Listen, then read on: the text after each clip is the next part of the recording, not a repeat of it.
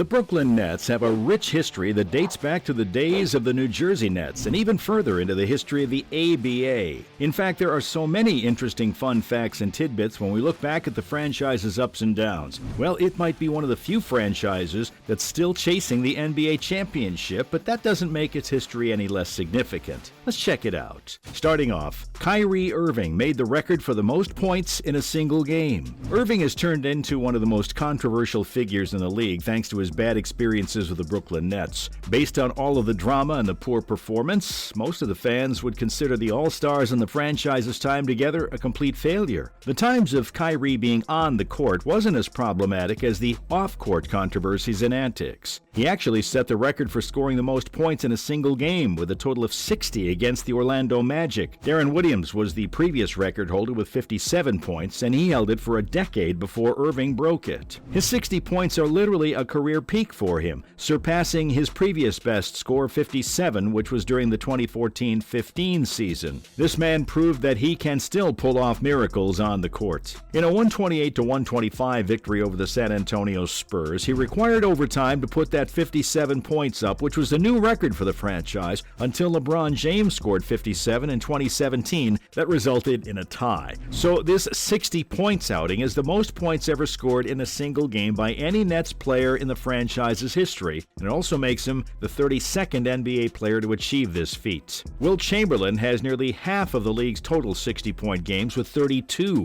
Damian Lillard and James Harden are the only active players in the league with more than one. Moving on, Brook Lopez is the all-time career points leader in franchise history. It's true that his scoring average has dropped significantly after being traded away from the Brooklyn Nets at the end of the 2016-17 season, and we aren't saying that this is a bad thing because that's just a matter of circumstance. But during his 9-year career with the Nets, he was simply their number one offensive option. Taken with a number 10 overall pick during the 2008 NBA draft, he was averaging 18.6 points per game over the course of his career run with the Nets. What's surprising is that fact doesn't even crack the top 10 scoring average of the franchise. Rick Barry holds the top spot. He averaged around 30.6 points per game during his first 2 seasons with the team, while they were still the New York Nets in the ABA. But when it comes to the overall points, he takes the lead with 10,444, just 4 more points than Buck Williams, who spent 8 seasons with the team. What makes Lopez's feat sound even more incredible is that he missed almost 2 seasons. In the 2011-12 season, he only played 5 games due to a broken foot and an ankle injury, and played just 17 games during the 2013-14 season due to another foot injury. Interestingly, the franchise has never allowed a single player to play for more than 9 seasons, so this makes this feat even more amazing. Although his 9-season run is the most for any Nets player, he's still second in the total number of games played with 562. That list is topped by Williams, who played for 8 seasons. Coming up,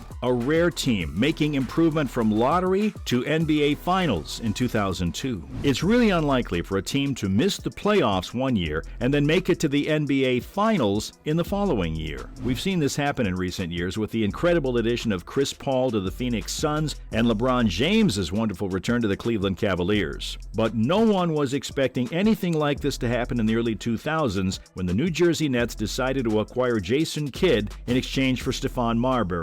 Obviously, it turned out to be the right decision. Kidd was literally able to double the previous wins of the team from 26 to 52 in his very first season, along with a trip to the NBA Finals in a pretty shocking situation. Following that, Sean Marks saved them from Billy King's mess. The Brooklyn Nets recently denied Kevin Durant's request for a trade unless Sean Marks got fired in the offseason. If you've been keeping up with the recent events in the franchise, you duly note that it was actually Mark who put together a flawless run that got the Nets to a point where Kyrie Irving and Durant signed with them. The franchise's former general manager, Billy King, orchestrated the trade of many draft picks for an aging Paul Pierce and Kevin Garnett. Within a year, they realized that this experiment was miserably failing. So they decided to replace King with Marks, which led to the additions of Jared Allen, Karis LeVert, Spencer Dinwiddie, Joe Harris, and D'Angelo Dinwiddie. In this way, he essentially saved the franchise from hitting rock bottom. bottom. Up next, when they took advantage of Vince Carter holding Toronto Raptors hostage. Vince Carter's tenure with the New Jersey Nets saw him become one of the all-time great players of the franchise. Most of the fans and Kyrie Irving have talked about the possibility of Carter having his jersey retired now that he's done playing. Well, the Brooklyn Nets took advantage of the Toronto Raptors' bad luck when Carter abandoned them.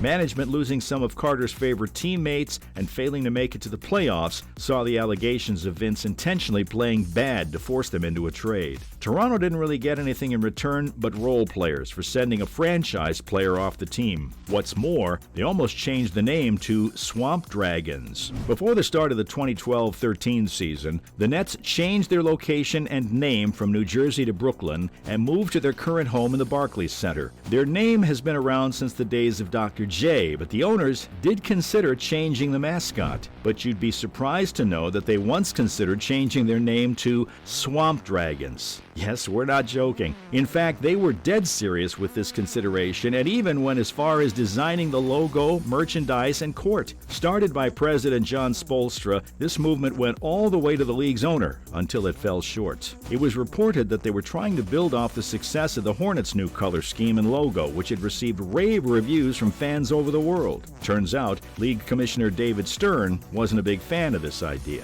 Despite his initial reservations, he did allow President Spoelstra to present his idea to the Nets team owners, who initially approved it. As the league's owners' voting neared, word of the proposed change spread like wildfire and received a lot of backlash. This made one of the owners, David Gerstein, change his mind and vote against it. That's how the name stayed the same. They eventually relocated to Brooklyn and adopted the black and white color scheme as we know today. Now, we're just wondering how much fun it would have been to have an NBA team called the Swamp Dragons. Let's talk about only one of their players have made it to the NBA All-First team. The All-NBA team selections typically consist of the best players at their respective positions. There's no doubt that every player wants to be named to the first team, but being named to the second or third team is also a huge honor for them. So far, only one of the players from the Brooklyn Nets have been able to reach the All-NBA first team. It was Jason Kidd, who got voted twice, and he truly deserved it. After all, he's one of the best point guards in NBA history, and he's always fought hard on the court and never slowed down. What's amazing is the fact that his accolades only got better as he approached his retirement, which is a rare feat that sets him apart from his peers. It's not that he played with 4 different teams, it's that he succeeded wherever he went. Besides him, Buck Williams and Kevin Durant are the only other players from the franchise who have come close to making the All-NBA second team. Not to mention, they got the first pick in bad NBA drafts twice. First overall pick has always been a huge deal for a struggling franchise to pick their next franchise-changing prospect, and the Nets have been lucky enough to receive the first overall pick in all-time bad draft classes, not just once, but twice.